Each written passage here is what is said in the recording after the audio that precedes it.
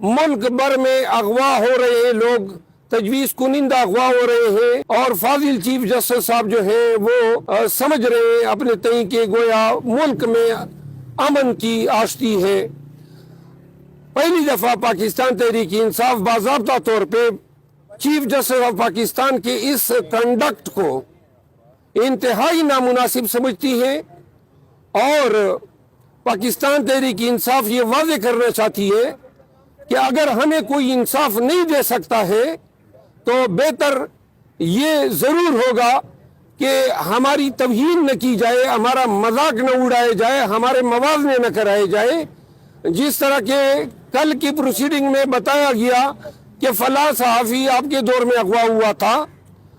Supreme court کو یہ علم ہے کہ ہر دور میں اغوا لوگ ہوئے ہیں، ہزاروں لوگ جو ہے اغوا ہو چکے ہیں، کون کرتا ہے؟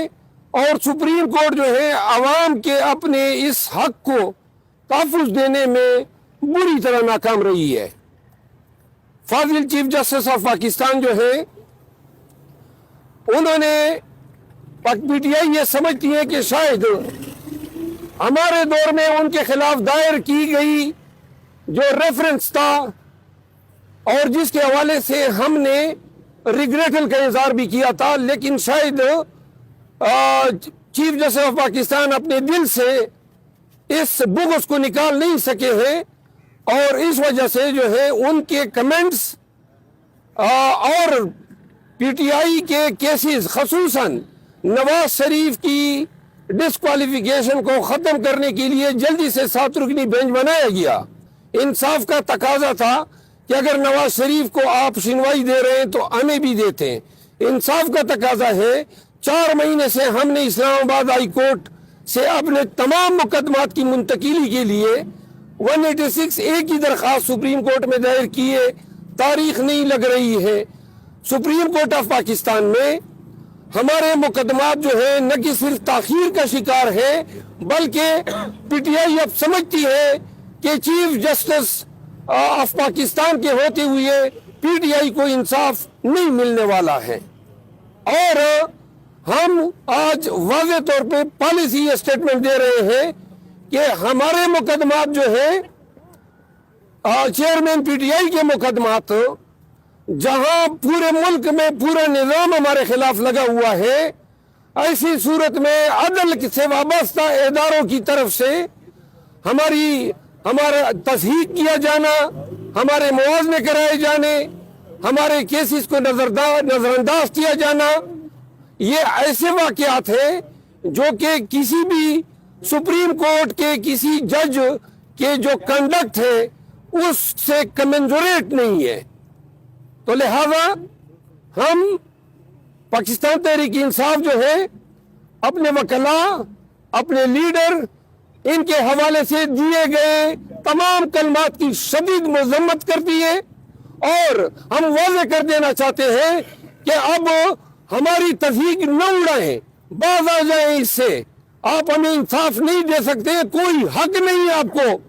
کہ آپ ہمیں نشان ستم بنائیں، آپ ہماری تصحیح کریں۔ آپ نے پی ٹی آئی